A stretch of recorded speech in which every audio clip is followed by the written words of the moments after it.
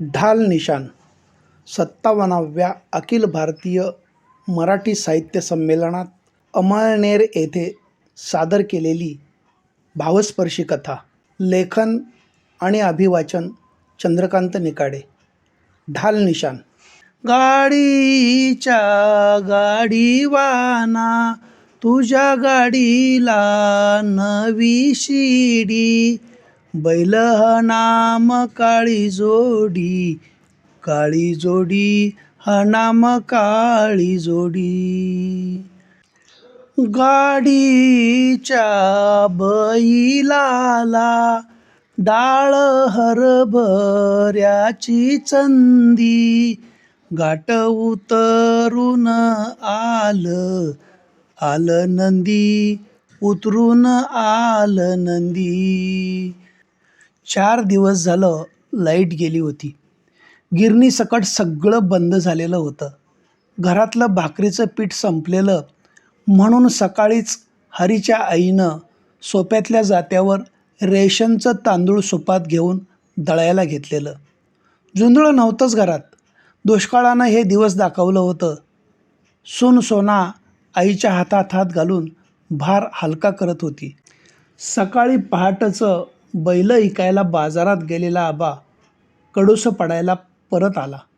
दारात असतानाच त्याला खड्या सुरातली ओवी ऐकायला आली. गाडीच्या गाडीवाना तुझ्या गाडीला नवा मोका, खाली उतर घेतो मुका, घेतो मुका, उतर घेतो मुका. गाडीच्या गाडीवाना तुझ्या गाडीला नवी दांडी, धनी लाडका बैल सांडी, बैल सांडी लाडका बैल सांडी. गोण्यानी वरती गोण्या रीग लागली गोण्यांची, दिष्ट मी काढीते काढीते बैला संग धन्याची. आबाच्या मनाची घालमेल झाली. तो मनातच म्हणाला, आता बैलाचं कौतुक नुसतं गाण्यातच ऐकायचं. बैलांचा झाला बाजार. दळण आटोपलं होतं. सोनानं सुपात पीठ भरलं आणि जेवण घरात गेली. पाठोपाठ आईनं जात्याचं वरचं पॅड उचलून आरीजवळचा शेवटचा घास पसरला. पॅड ठेवून पुन्हा 4-5 येडं मारून पिठाच्या साळुत्यानं जातं लोटलं. जात्याचा खुट्टा निकळून देवळीत ठेवला. पिठाची वंजळ भरून जेवण घराकडे गेली. सोप्यातच आबा घडुशीला पाठ लावून बसला होता. तेवढ्यात हरी शेतावरून आला. हरी म्हणजे आबांचा मुलगा. आल्या आल्या तो आबाला म्हणाला, आबा कसं झालं बैलांचं? आबा उदास मनानं म्हणाला, ऐकली बाबा. नवं, कंच्या गावाला गेली? गेली वडगावला. तुम्ही ठरवलं सा तशी शेतकऱ्याच्याच गोट्यात गेली नवं. काय नाव शेतकऱ्याचं? आबानं सविस्तर सांगायला सुरुवात केली. अरे बाजारात नुसती कसाबांची, जनावरं विकणाऱ्यांची आणि हेड्यांचीच गर्दी. जनावरं घेणारं कमीच. कसाबासनी हुसकून हुसकून जीव आंबून गेला. कंच्या गावचा म्हणून विचारायला बी कोण जवळ येत नव्हता. दुपारी पांडू व्यापारी आला होता. पांडू म्हणजे गेल्या वर्षी वस्तीवर बैल बघायला आला तर त्योच नव्हं? होय त्योच. म्हणला कसा? आबा ह्यो हौशा म्हाल्याचा जोड आहे नवं? म्या म्हटलं होय. त्यानं बैलाची किंमत विचारली तेव्हा सांगितलं 60,000.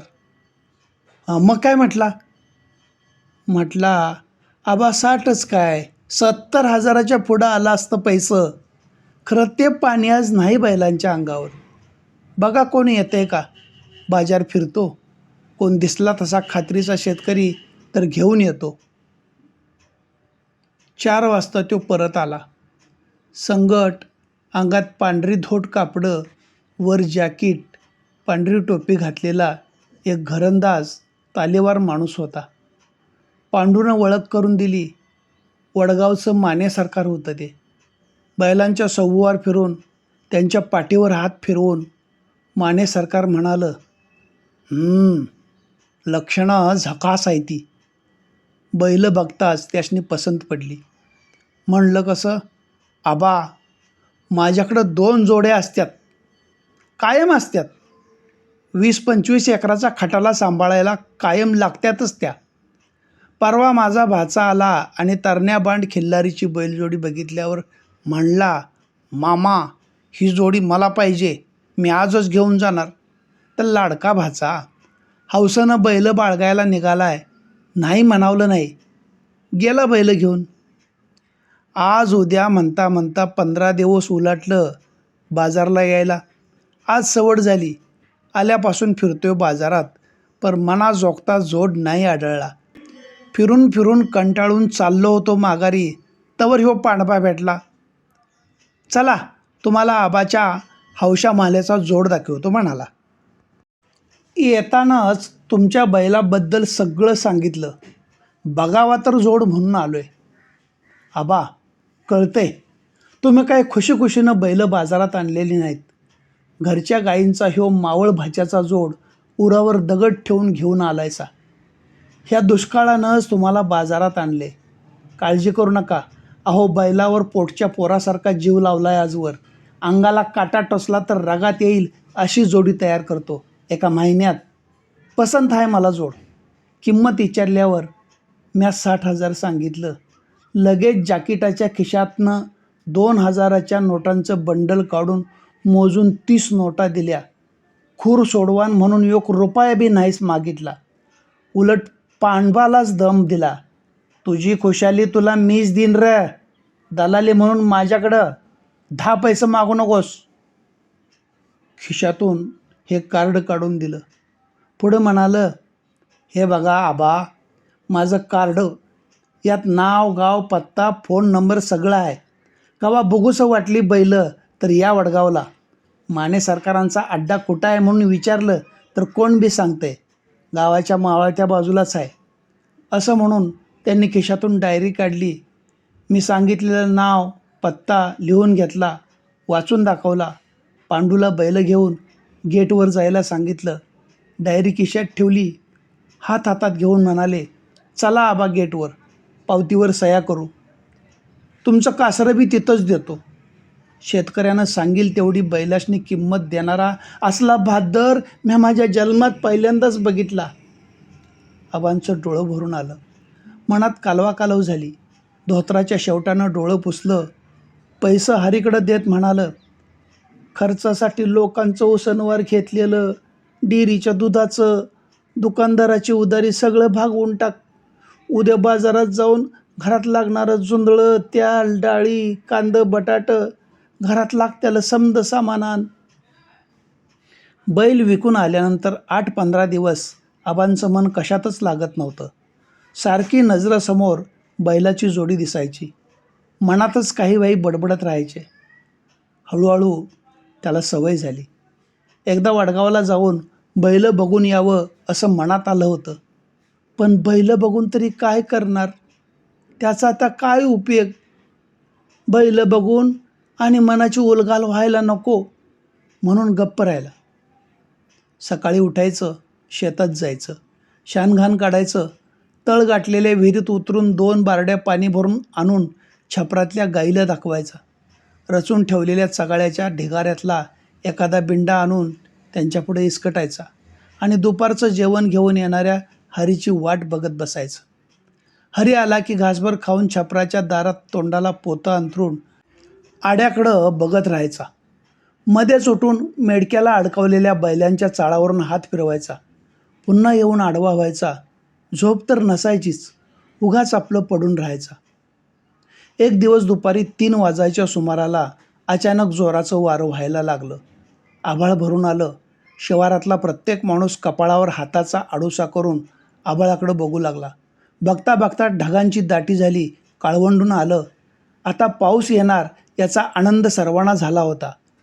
मनात जळानकाटूक भिजल ही भीती होती.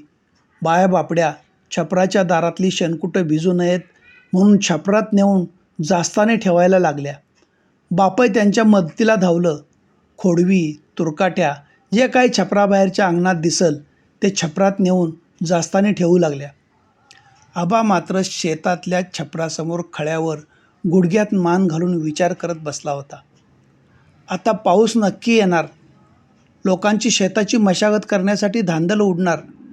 आपण मात्र खोळ्या कावऱ्या माकडागत इतरांच्या तोंडाकडे बघत बसणार. आपल्या शेताची मशागत आता कशी होणार? जनावरांच्या उपासमारीला कंटाळून बाप लेकांनी विचार करून गेल्या महिन्यातच बैलजोडी विकली होती. आता मशागत कशी करायची? कशानं करायची? या घायट्यात कोण आपल्याला शेतावर बैल घेऊन येणार मशागतीला? आबा एकटाच बडबडत होता. दिवस मावळतीला गेला. आबा अजून का घराकडं आलं नाहीत म्हणून हरी शेताकडं आला होता. आबा त्याच अवस्थेत छपरासमोर बसला होता. आबा, काय झालं? दिस मावळायला लागला तरी घरी यायचा पत्ता नाही तुमचा. तेवढ्यात घोंगावणारा वारा थांबला. ढगांचा गडगडाट सुरू झाला. विजा चमकू लागल्या. टप टप आवाज करत ढग गळू लागले. आबा नुसताच एकदा आबाळाकडं, एकदा शेताकडं आणि आपल्या लेकाकडं बघत होता. हरीनं पुढं होऊन आबाला सावध केलं. हाताला धरलं. चला आबा, छपरात जाऊया. जोरात पाऊस यायला लागलाय. तेच कोड आहे लेका. इजा चमकत्यात, पावसाच्या धारा सुरू झाल्यात. जमीन पोटभर पाणी पिऊन शांत होईल. लोक उद्यापासून शेतात मशागत सुरू करतील. आपली मशागत कशी व्हायची? कुठनं आणायची अवताला बैल? कोण देणार आपल्याला बैल? आबा, तुम्ही काळजी करू नका. उगाच काळजी करताय. चला. हरीनं आबाच्या हाताला धरून उठवलं आणि छपरात निघाला. तुम्हासनी कशाला काळजी? मी बघून घेतो शेतात साऊत कसं करायचं ते. चला. दोघेजण छपरात आले. टपटप पडणारा पाऊस वेग वाढवत होता. धडाधड कोसळायला लागला. छपरासमोर खळ्यावर पाणीच पाणी झालं. आता छपरातल्या बैलांच्या रिकाम्या दावणीकडं आबा उदासपणे पाहत होता. हरीनं छपरातल्या जळणाची छोटी मोळी बांधली. पाऊस कमी व्हायची वाट बघत राहिला. त्याच्याही मनात आबाला पडलेलं कोडं नाचत होतं. पण करता येईल काहीतरी असा विचार करून त्यानं मनाचं समाधान करून घेतलं. तासाभरात पावसाची रिपरिप थांबली. आभाळ थंडावलं. अंधार पसरायला लागला. हरी आबाला म्हणाला, चला घराकडं. हरीच्या बोलण्याकडं आबाचं लक्ष नव्हतं. उदास नजरेनं तो छपरातल्या बैलांच्या मोकळ्या दावणीकडे बघत होता. हरीनं पुन्हा हाक दिली. आबा भानावर आलं. चला आबा, उठा. असं म्हटल्यावर आबा उठला. पाऊस थांबला होता तरी पोत्याची खोळ करून डोक्यावर घेतली. हरीनं दुसरं पोतं घेतलं. त्याची खोळ करून घेतली. पोतं हालू नये म्हणून डोक्याला टावेलची टापर बांधली. मोळी छपराबाहेर काढून डोक्यावर घेतली. आबानं छपराचं दार बंद करून दोरीनं दाराला बांधणं बांधलं. दोघांनी पाय वाटेनं गावाचा रस्ता धरला. हरी आणि आबा गावाजवळ आले. गावाजवळच्या ओढ्याला पाणी आलेलं होतं. बरीच माणसं ओढ्यावर थांबली होती. काळोखात ओढ्याचा आवाज धडाधड घुमत होता. अलीकडचे लोक पलीकडे जाण्यासाठी कालवा करत होते. पाण्याला धार होती. पाणी वेगानं वाहत होतं. कमरेच्या वर पाणी असावं त्यामुळं कोणाचंच पुढं जायचं धाडस होत नव्हतं. हरीनं डोक्यावरची मोळी खाली ठेवली. तिथंच थांबला. आबानं बी बूट टेकला. 2 तरणी पोरं तशाच पाण्यातून गावाकडं जाण्यासाठी धडपडत पाण्यात उतरली. आबा जोरात वरडला, अरे जीव नकोसा झालाय का? थांबा की जरा गटकाभर. का घाई करायला लागलायसा? थांबा जरा. आबाचा आवाज ऐकून पुढं झालेली पोरं मागं सरकली. पाण्याची ताकद माहीत आहे का? वाळवाटात पाय घसरून लागशीला होवाटीला. तिथं काय आधार तर आहे का? हो काय मोसमाचा पाऊस आहे का? 2-4 दिवस कोसळायला. उघडलाय पाऊस. गटकाभरात सरळ पाणी मागं. मग जाऊया की समधीजण. मागं सरका. सरका मागं. ती पोरं आणखी जरा मागं सरकली. तुमची बायका पोरं घरात वाट बघत बसल्यात आणि आमच्या साऱ्यांच्या घरातल्या मंडळींनी आमासनी काय वड्यातनं वाहून जाऊ द्यात म्हणून सोडल्यात वय? आबा म्हातारा पुढं म्हणाला, का ताजं रगात हाय अंगात? रग हाय म्हणून काय बी खुळ्यासारखं वागता का? बसा इथं गटकाभर. तशी ती पोरं आबाच्या मागं येऊन उभी राहिली. लोक चर्चा करत होते, आपापसात कुजबुजत होते. उद्या सकाळी दिवस उजडायच्या आधी आऊत धरणार. काय घात आली असल. आता आणि कशाची वाट बघायची. 2 दिवसात सारी रानं नांगरून टाकायची. माळा मुरडाचं रान बी कापसासारखं मऊ झालं असल. त्या गर्दीतच हरीचा दोस्त जगनही होता. तो म्हणाला, आता अशी जमीन गरावली या माळा मुरडाचं कठीण रान सुधीक मऊ भुसभुशीत झालं असेल. हरी, येशील का उद्या माझ्याकडं बैलजोडी घेऊन? माझी 2 तुझी 2, उद्या चावरी घालून टाकूया पालटून. मग परवा मी बी येतो तुझ्याकडं. त्या माणसांच्या गर्दीत किडका नाना होता. नानाचं खरं नाव सदा, पण त्याच्या वाकड्या बोलण्याच्या स्वभावामुळं सारेजण त्याला किडका नाना म्हणायचे. त्यानं तोंड उघडलं, कसला येतोय हाऱ्या तुझ्याकडं उद्या बैल घेऊन? त्यानं कवाचा बाजार केला बैलांचा. किडक्या नानाचं ते बोलणं ऐकून आबाचं मस्तक फिरलं, पण काही इलाज नव्हता. वस्तुस्थिती खरी होती. दावणीच्या दवाशण्यात तोडून खूर घासणाऱ्या बैलांचं मरण बघण्यापेक्षा एखाद्या शेतकऱ्याला त्याशनी विकावं असा बाप लेकाचा विचार झाला. आणि काय बोलायला वाव नव्हता. तेव्हा जगन हरीजवळ येऊन म्हणाला, हरी, कवा ऐकली र बैल? गेल्या महिन्यात. हरी कसं तरी तोंड करून बोलला. अरे मला बोलायचं तरी. आमच्या वाडीच्या पाहुण्याला बैलजोडी पाहिजे होती. लय बाजार फिरला, कारण मनासारखी जोडी भेटली नाही. तुझी बैल बघितल्याबरोबर पसंत पडली असती. होय, आबांची बैलजोडी होतीच तशी. गावात नावाजलेली, घरच्या गायींची, टोक्या शिंगाची, पांढऱ्या सफेद रंगाची. नाव घेऊन हाक दिली तरी बैल डिरकी टाकायची. अवताला तर फैना. कवा खांद्यावरचा चाबूक हातात घ्यायला लागलाच नाही. सुतासारखी सरळ रेषेत चालायची. गाडीला तर रेल्वेच्या रुळासारखी सरळ एका दमात धावत असायची. कोणाचा सोगा मागं नाही का कोणाचा पुढं नाही. हलगी वाजल्यावर एका तालात पोरं लिजिम खेळायची तशी त्याची बैलं तालात धावत असायची. आबाला लहर आली म्हणजे गाडीवर बसून तर कधी आऊ थाकताना आबा गाणं म्हणायचा. मनात गाणं गात असतानाच अचानक आबाचा डावा हात कानावर गेला. उजवा हात वर करून त्यांनी लकेर मारली, हौशा म्हाल्या. पण लगेचच तो भानावर आला. लोक आपापसात कुजबुजायला लागले. आबा बैलांच्या आठवणीने येडा झाला म्हणायला लागले आणि आबाकडंच पाहायला लागले. ते बघून आबा खजील झाला. त्याच्या डोळ्यात पाणी आलं. मगापासून आभाळात गळणाऱ्या पाण्यासारखी त्याच्या डोळ्याला धार लागली होती. ओढ्याचं पाणी उतरत होतं, पण आबाच्या डोळ्याची धार वाढत होती. जगन पुढं झाला. त्यांना अंदाज घेतला. गुडघ्याखाली पाणी होतं. धारही कमी झाली होती. ओढ्यात उभा राहून त्यानं समद्याशनी हाक दिली, अरे चला, उतारला वाडा, चला. तशी खोळंबलेली सगळी माणसं उठून ओढा ओलांडायला लागली. ती 2 तरणी पोरं सगळ्यांच्या पुढं गेली. हरीनं आबाला हाक दिली.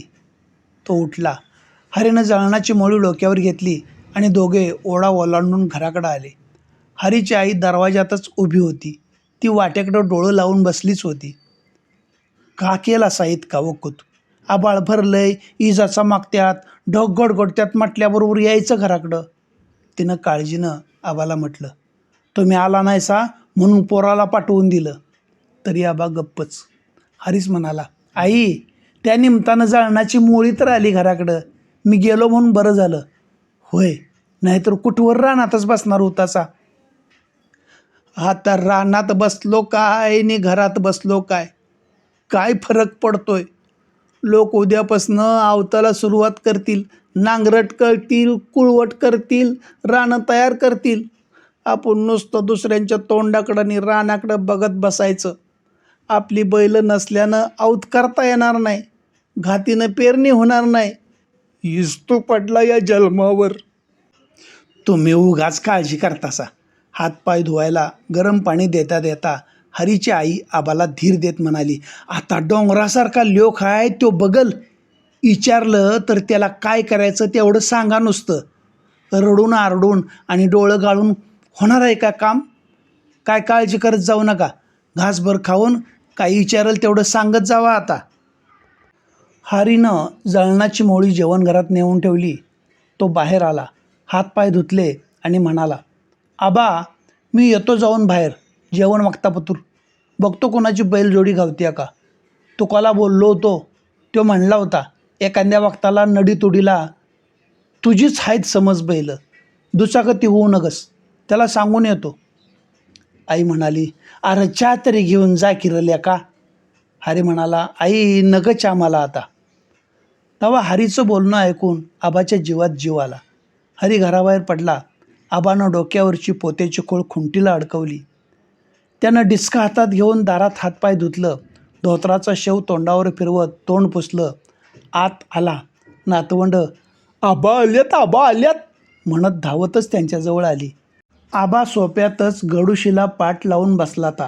नातवंड मांडीवर येऊन बसली. थोरलं म्हणत होतं, मी अगोदर बसणार. नानगा म्हणता, नाही मी अगोदर बसणार. अशी त्यांची चढाओढ सुरू झाली. सूनबाई चहाचा प्याला घेऊन आली. आबानं चहा पिताना नातवंडासनी एक एक घोट पाजला. चहाच्या घोटासाठीच त्यांची चढाओढ चाललेली असायची. त्यासनी माहीत होतं आबा शेतातनं आलं की त्यासनी चहा लागतोय. आई देतीयाच, आपल्याला पण त्यातला घोट मिळतोय. तेवढ्यात हरी बाहेरून आला. टेकलेला बूड सरळ करत आबानं उत्सुकतेनं विचारलं, काय झाली का जोडणी. आबा उद्याचा व्हायापा घेतलाय तुकानं. आबाची उत्सुकता नाराजीत पसरली. परवा दिवशी येतो असं म्हणालाय.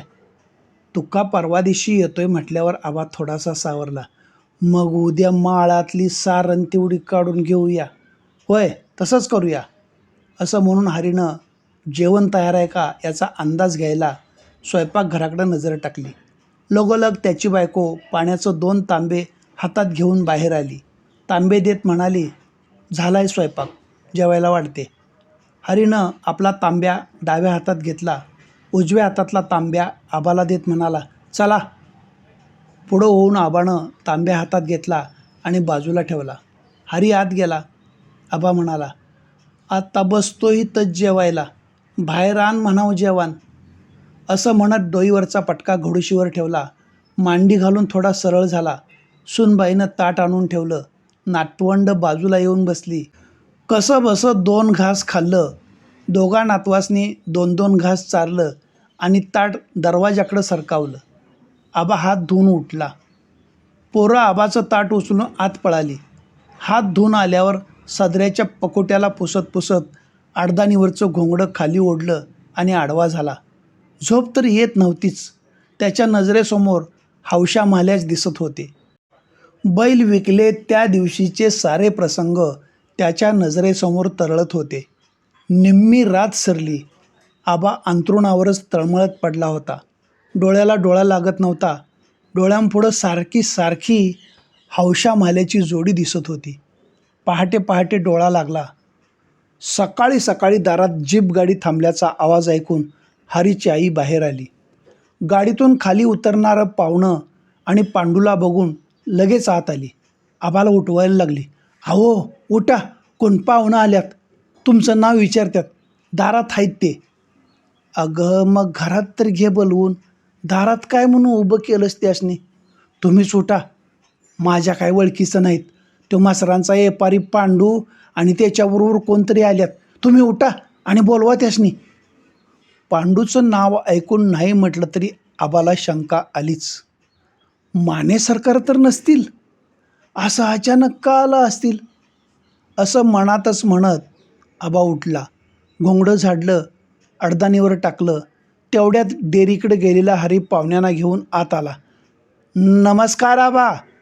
आबानं बघितलं, नमस्कार केला. या बसा सरकार. असं म्हणतानाच आबानं अडदानीवरचं घोंगडं पुन्हा घेऊन अंथरलं. ते दोघे मिळून सकाळी अचानक का आले असतील याचा आबा विचार करत होता. बैलांनी काय घोटाळा तर केला नसेल नवं, अशीच शंका त्याला आली.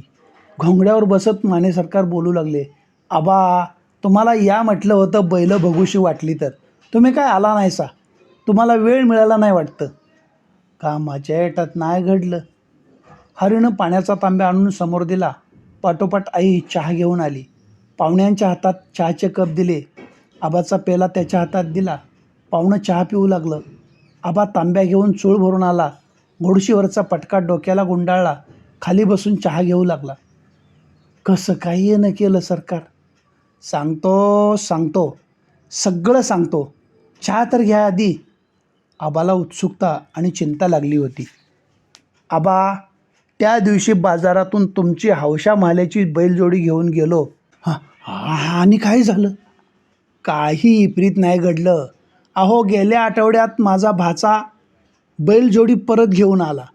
हौसेनं बाळगायला बैलजोडी घेऊन गेला होता ना. त्याचं काय मन रमना बैलजोडीत, म्हणून परत घालवायला आला होता.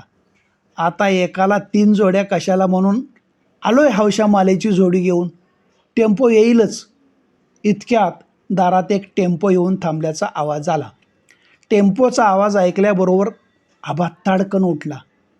माझं हौशा माल्या आल्यात, माझं हौशा माल्या, असं म्हणत आबा दरवाजातनं बाहेर आला. टेम्पोच्या पाठीमागं जाऊन होडाला बांधलेली दोरी पकडून टेम्पोत चढला. त्याबरोबर हौशा माल्या डिराकलं. आम्ही आलोय आबा, आता नग काळजी, असंच त्यांना म्हणायचं असावं. आबानं टेम्पोत चढून बैलांच्या गळ्यानं मिठी मारली. त्यांच्या बी डोळ्यातनं आसवं गळत होती. आबानं बैलांच्या पाठीवर हात फिरवला, पोळी खाजवली, कान आपल्या हातात धरून मुखं घेतलं. बैल आबाच्या गालाला हाताला चाटू लागलं. थोड्या वेळानं आबा खाली उतरला. हरीसकट घरातले सगळे आवाक नजरेनं दारात उभे असलेल्या टेम्पोकडे बघत होते. नाही पर आता यांना पैसं कुठलं द्यायचं या काळजीत आबा पडला होता. आलेलं सगळं पैसं तर खर्चून गेलं होतं. आता परबीर काही नाही, बैल कुठं उतरून घ्यायची ते सांगा. म्हणजे? प्रश्नार्थक नजरेनं आबानं विचारलं. आबा, तुमची अडचण मी तेव्हाच ओळखली होती, पण त्यावेळी काय दुसरा पर्याय नव्हता. मला शेताच्या कामाला बैलजोडी पाहिजे होती. आता माझी दुसरी जोडी भाच्यानं आणून सोडली, म्हणून म्हटलं तुमची जोडी परत करावी. आहो पण आता पैसं हो. आबा, पैशाची काय चिंता करू नका. आणि एक गंमत सांगायची राहिली. परवा आमच्या गावच्या जत्रेत बैलांच्या शर्यती झाल्या. 60 वर्षाची परंपरा आहे आमच्या गावात बैलगाडीच्या शर्यतीची. आमच्या गाड्यांनी गावगणना गटात हौशा मालेची जोडी पळवली. आबा, पहिला नंबर काढला. वय, सरकारांचं नाव काढलं 15 वर्षानं. अहो आबा, हौशा माल्याच्याच गाडीतनं जंगी मिरवणूक काढली गावात, सोबत आलेला पांडू म्हणाला. मानेसाहेबांनी जॅकेटाच्या खिशात हात घातला. एक पांढऱ्या रंगाचं पाकिट काढलं. हे घ्या, पहिल्या नंबरचं बक्षीस. शर्यतीला 61वं वर्ष होतं, म्हणून 61,000चं बक्षीस लावलं होतं. पर मी माझं. आबा, घ्या अगोदर हे बक्षीस. तुम्ही पोटच्या पोरावानी सांभाळलेली तुमची बैलजोडी 4 दिवस पाहुण्यासारखी माझ्या घरात राहिली तर माझीच झाली का? तशी तर लक्ष्मीच घेऊन आली या. 15 वर्षांनी आम्हाला ढाल निशाणीचा मान मिळाला हौशा माल्यामुळं. हे घ्या, म्हणून त्यांनी पाकिट आबाच्या हातात कोंबलं. आबा सदगदित झाला. काय बोलावं हे सुचत नव्हतं. सरकार मानाचं धनी, ढाल निशाण मिळालं, गावच्या जत्रेत मान मिळाला, मोप झालं. पैशाचं काय घेऊन बसला असा? पांडू म्हणाला. हरी पुढं होऊन म्हणाला, साहेब, तुमच्या दावणीला असताना तुमच्या गावात बैलांनी शर्यत जिंकली, बक्षीस तुमचंच आहे. त्यानं आबाच्या हातातलं पाकिट माने सरकारांच्याकडं परत द्यायचा प्रयत्न केला. माने सरकारांनी पाकिट घ्यायला नकार दिला. आबांचं डोळं भरलं होतं. आयुष्यभर रक्ताचं पाणी होईपर्यंत घरच्या शेतात जसा राबला होता, तसा दुसऱ्याच्या शेतात गेला तरी कवा कपटीपणा केला नव्हता. इमानानंच रोजगाराचं माप शेतकऱ्याच्या पदरात टाकत होता. म्हणूनच ते पैसे घ्यायला तो तयार नव्हता. ते पैसे त्याला घ्यायचेच नव्हते. काळीज पिळवटून आबा म्हणाला, सरकार, तुम्ही बैल परत आणून माझी भाकरीच मला देतायसा. हेच डोंगरा एवढं उपकार आहे ती. बक्षिसाचं असलं तरी ते पैसंच आहे ती नवं. ते बी म्या घेतलं तर ह्या उपकाराखाली माझा जीव गुदमरून जाईल. पुढं होऊन माने सरकारांचं पाय धरत म्हणाला, सरकार, नाही म्हणू नका, घ्या ते पैसं, घ्या. असं म्हणून आबा उठला आणि ते पाकिट त्यांच्या हातात दिलं. माने सरकारांचा नाईलाज झाला. अशा परिस्थितीतही सच्चाईला जागणाऱ्या आबाच्या औदार्यापुढं त्यांचा माथा झुकला. आबासारखा इमानदार माणूस बेहिशोबानं वागून पैसे परत घेणार नाही याची खात्री झाल्यावर माने सरकारने आबाच्या हातातलं ते पाकीट आपल्या हातात घेऊन उघडलं. त्यातलं 60,000 रुपये काढून घेतलं. उरलेलं 1,000 रुपयाचं पाकीट आबांच्या हातात पुन्हा देत मानेसाहेब हरीला उद्देशून म्हणाले, बाळा, ज्यानं आपल्या जनावरावर जीवापाड प्रेम केलं त्याला त्याची किंमत असते. काय सांगतोय? बैल घेऊन जात होतो त्याच दिवशी ओळखलं होतं आबाच्या नजरेत बघून. उरावर दगड ठेवून त्यांनी बैल बाजारात आणली होती. तसं बोलूनसुद्धा दाखवलं होतं मी. योगायोगानं माझी जोडी भाच्यानं परत आणली आणि ठरवलं आबाची बैल परत करायची म्हणून. आबांचा पत्ता मी डायरीत लिहून घेतला होता. आबा, तुमच्या मनाच्या श्रीमंतीपुढं हार मानून मी बैलांची किंमत म्हणून दिलेले माझे पैसे घेतलेत. माझ्या मनाचं थोडं तरी समाधान होऊ दे म्हणून हे 1,000 रुपये तरी ठेवा. मला जास्त लाजवू नका. अहो, तुमचेच आहेत ते पैसे. आबानं नाईलाजानं ते पॅकेट घेऊन हरीच्या हातात दिलं. माने सरकार उठले. दारातल्या टेम्पोत बसलेल्या गड्यांना हाक दिली, जावा र, आबा कुठं सांगतील तिथं बैल उतरा आणि परत जाऊन आज संध्याकाळपर्यंत टेम्पो भरून वैरण पोच करा. आबा नुसताच बाहेर पडणाऱ्या बाळासाहेबांच्या पाठमोऱ्या आकृतीकडे बघत होता. हात जोडून उभा होता. त्याच्या डोळ्यातून अश्रूच्या धारा ओघळत होत्या. आबानं हरीला टेम्पो मळ्यातल्या छपराकडे न्यायला सांगितला. टेम्पो छपराकडे गेला. माने सरकार चालत जीप गाडीकडे गेले. त्यांचे डोळे पाणावले होते. आबा खाली झुकला. रस्त्यावरच्या धूळ मातीत उमटलेल्या माने सरकारांच्या पावलांच्या ठशावर आबाच्या डोळ्यातले अश्रू अभिषेक करीत होते. त्यांनी भरल्या मनानं कृतज्ञतेनं त्या मातीतली चिमटभर माती घेऊन कपाळाला लावली. पंढरीच्या पांडुरंगाचं दर्शन झाल्यावर वारकरी मन भरल्या आनंदानं तृप्त होतो तसा आबा तृप्त झाला होता आणि अशा कुबेराहूनही मोठं मन असणाऱ्या भक्ताच्या कृतज्ञतेला आपली मान झुकवून वंदन केलं. हात हलवून आबाचा निरोप घेतला. जीप गाडी सुरू झाली. माने सरकारांची गाडी गेली. आबाच्या घरातली समधी मंडळी घरात गेली. गाडी दिसायची बंद झाली.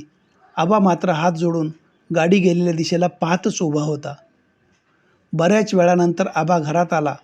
त्याला दम निघाला नाही. आबा तसाच शेताकडे गेला. औत झुपलं आणि शिवारात आबाची लकेर घुमायला लागली. मावळ भाच्याची जोडी खिल्लारी, साऱ्या गावात हाय लय भारी, उभं राहत्यात डवलात दारी, पहिलवान चला उशा, चाळ घुंगूर गळ्यात माळा, रिबीन शिंगात आयना कपाळा, शेंब्या झुलीन सजवीन पोळा, सरदारांचा चला उशा, चल म्हाल्या. धन्यवाद.